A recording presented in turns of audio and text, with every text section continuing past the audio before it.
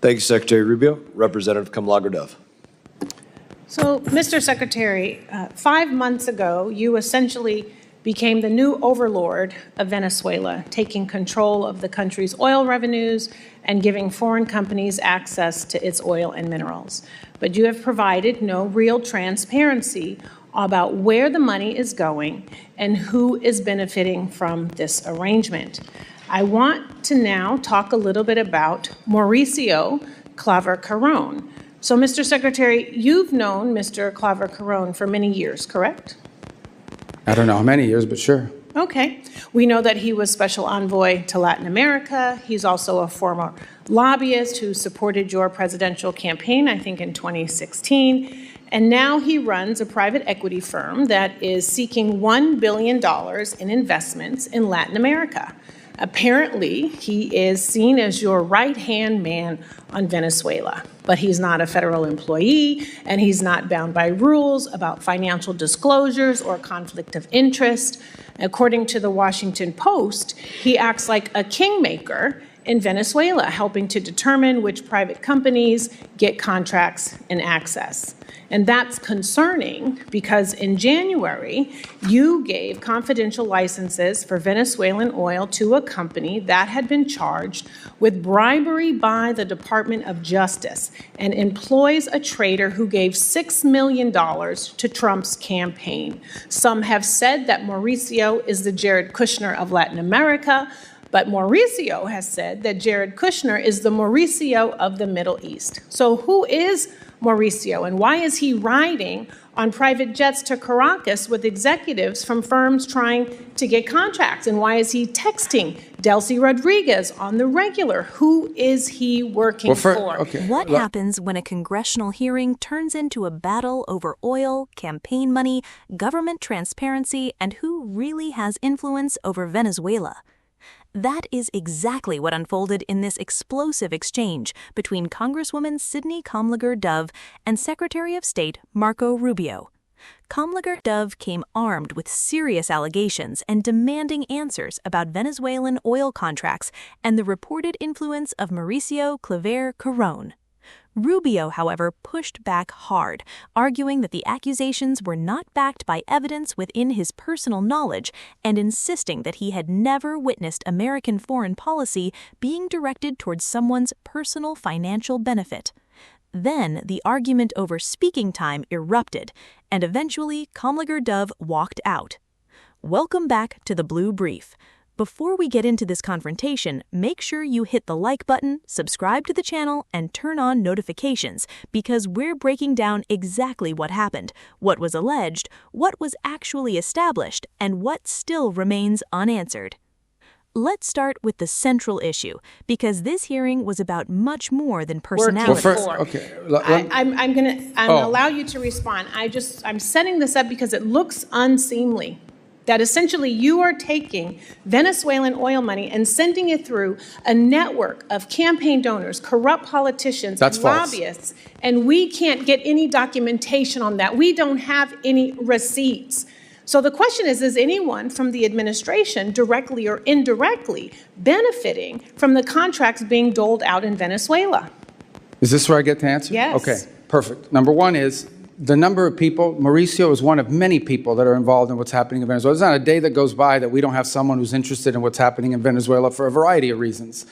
Nor is he the only person in the United States that directly contacts Delcy Rodriguez and others. There is a stampede of people that want to be involved in Venezuela. Mauricio is one of many, but by the way, not involved in Venezuela. I am not knowledgeable or know of any financial links he has to anybody in Venezuela. So I'm going to reclaim my time, Mr. Secretary, but I'm glad that you said that.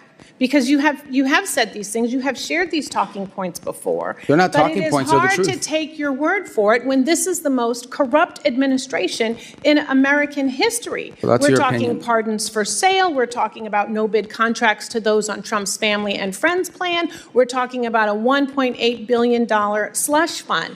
And I think that's corruption. The American people think that's corruption. They want to know if you think that's corruption. Okay.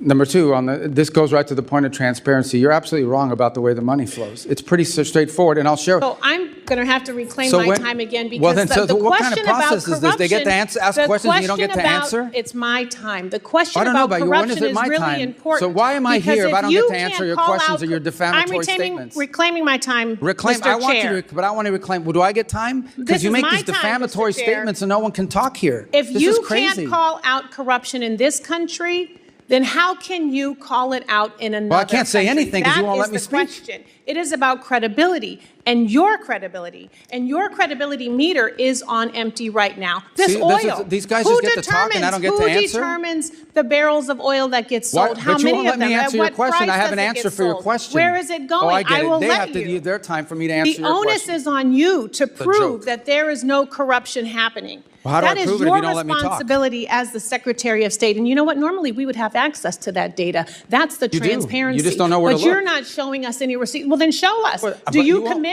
Do you commit to coming back here with whoever the person is who is monitoring the sales of the oil? Bring them before this committee. Can I Show the reclaim my receipts. time? Have the documentation. You don't have this time yet. I'm talking about your credibility and evidence, not your talking points, because talking points are never a replacement for transparency I agree, and but that's what you're saying. You're saying documentation. talking And points we without have an not- answer. We are 5 months into this and no audits.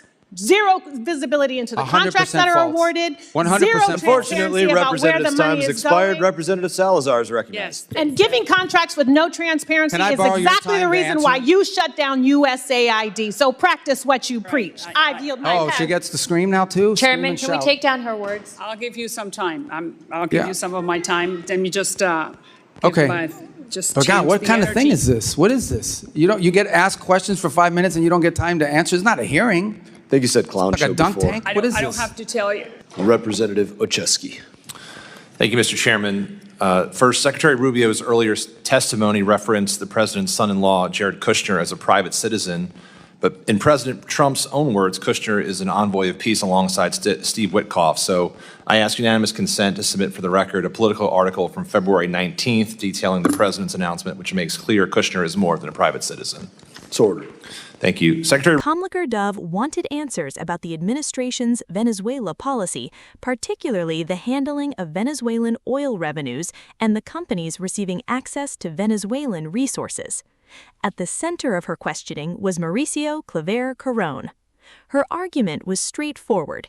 If someone has substantial influence over access to Venezuelan business opportunities while simultaneously operating in the private investment world, Congress should know exactly what relationships and financial interests exist. That's a legitimate oversight question. But here's where we need to separate allegations from proven facts. KAMlAGER Dove presented a series of claims about Claver Carrón's influence, his business interests, contacts with Venezuelan officials, and reported travel involving executives interested in Venezuelan contracts.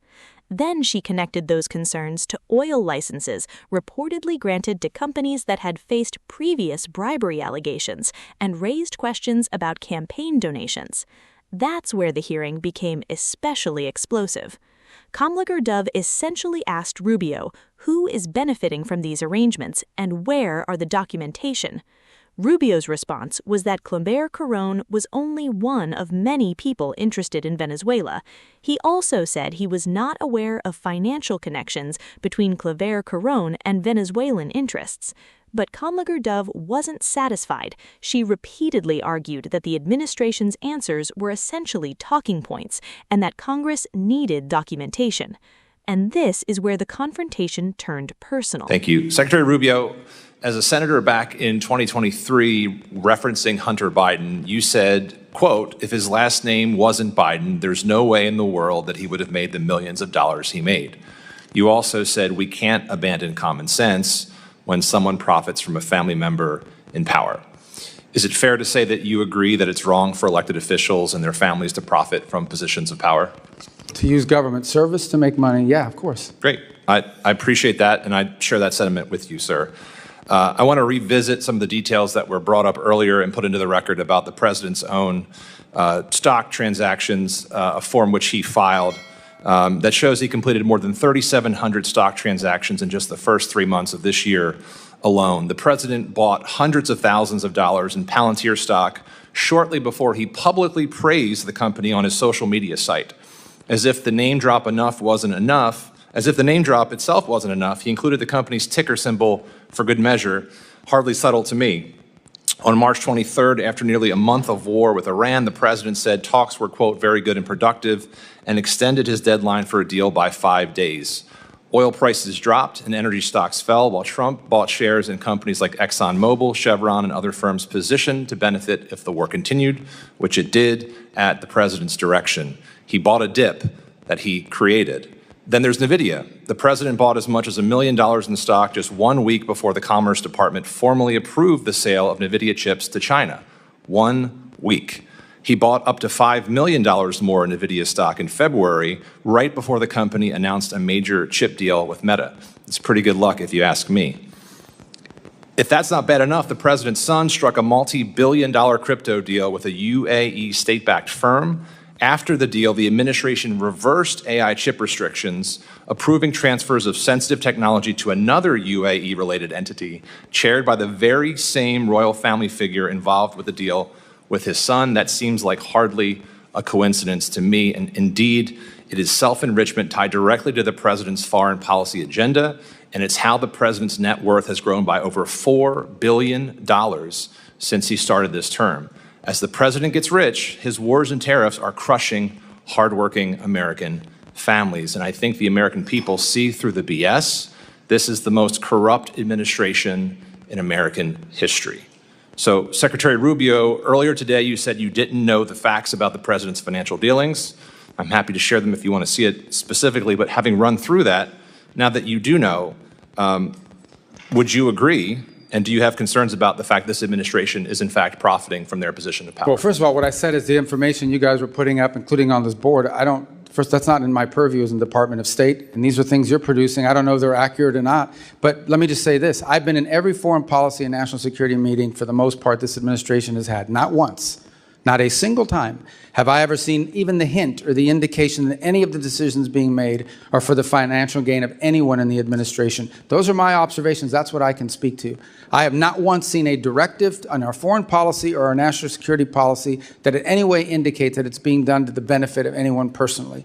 That's what I've seen as a first-hand witness, and that's what I can testify to today. With all due respect, Mr. Secretary, I may have to get you a new pair of glasses because the facts are right in front of you, and it seems like malpractice for the Secretary of State to not be able to see this president and his family enriching themselves by billions of dollars. So the only thing I can, from my perspective— No one has ever said in a meeting, let's go do this because it's going to help me make money. Of course he's not going to say that. But not even hint at it. Not even hint at it. Not even, on the contrary. You don't have to hint at it. The facts speak for themselves, sir. They're in the record. They're in the forms the president put forward himself. It's in the billions of dollars he has put in his pocket.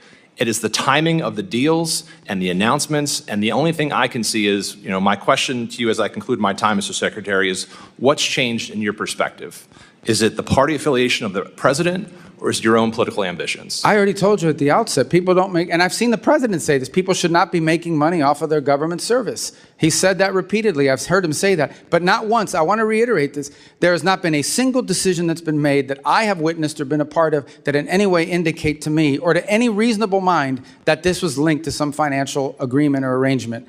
And I think the facts clearly are differently, and I hope you take a look at them. And with that, I yield back, Mr. Chairman. Rubio became visibly frustrated with the structure of the questioning, arguing that he couldn't properly respond if he wasn't given enough time. KAMlAGER Dove, meanwhile, insisted that it was her allotted questioning period and that she had the right to continue.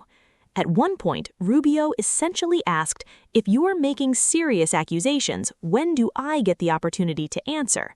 That's an important question because congressional oversight has two sides. Lawmakers have a responsibility to investigate government officials, especially when billions of dollars and international resources are involved. But government officials also deserve an opportunity to answer specific allegations. You can't establish corruption simply because someone raises a corruption allegation. At the same time, officials shouldn't expect Congress to accept assurances as a substitute for documentation when serious financial conflicts are being questioned. That's the tension at the heart of this hearing. Then the discussion expanded beyond Venezuela. Another lawmaker questioned Rubio about President Trump's financial activities, including stock transactions and business dealings that the lawmaker argued could raise conflict of interest concerns. The argument was essentially this: if government decisions occur around the same time as financial transactions benefiting the president, his family, or associated businesses, shouldn't the public demand answers? Rubio's answer was remarkably direct. He said that throughout the foreign policy and national security meetings he had attended, he had never witnessed a decision being made for the financial benefit of someone in the administration. That's significant because Rubio was speaking from his own claimed first-hand experience. But his opponents weren't only asking what Rubio personally witnessed. They were pointing to publicly reported transactions and asking whether the circumstances themselves deserved investigation. Those are two different questions, and that's something viewers should understand. A person can honestly say, "I never saw anyone order this policy for personal financial gain," while lawmakers can simultaneously say, "The surrounding financial circumstances still deserve investigation." Both statements can theoretically exist at the same time. The biggest unresolved issue from this hearing, therefore, is transparency. Who has authority over the Venezuelan oil arrangements? Who approves contracts? What companies receive access? What financial relationships exist between the decision makers and the companies involved? And what oversight mechanisms are actually in place? Those are factual questions, and factual questions require documents, records, financial disclosures, and verifiable evidence. That's much stronger than simply trading accusations across a hearing room. Then came the dramatic ending. KAMlAGER left the hearing with the video presenting her departure as a response to what she viewed as an accountability problem. Supporters will call it a powerful protest, critics will call it political theater. But regardless of which interpretation you prefer, walking out doesn't resolve the underlying questions. The documents do, the contracts do, the financial disclosures do, the audit trail does. And if there's nothing improper happening, transparency should ultimately make that clear. That's the real takeaway from this confrontation. This wasn't simply about Rubio versus KAMlAGER. It was about whether Congress has enough information to independently evaluate a major foreign policy and economic arrangement involving Venezuelan resources. Serious allegations deserve serious evidence, and government officials asking Americans to trust them should understand that transparency is part of earning that trust. So as this story develops, the question isn't simply who won the shouting match. The real question is where are the records, who controls the contracts, and what companies receive access, and can the government demonstrate exactly where the money is going? That's where the answers will ultimately come from, and that's what we should be watching. If you found this breakdown useful, hit the like button, subscribe to the Blue Brief, and turn on notifications, because we're breaking down exactly what happened, what was alleged, what was actually established, and what still remains unanswered. And let me know in the comments, did this hearing produce real answers, or did both sides talk past each other? Thanks for watching, and I'll see you in the next one.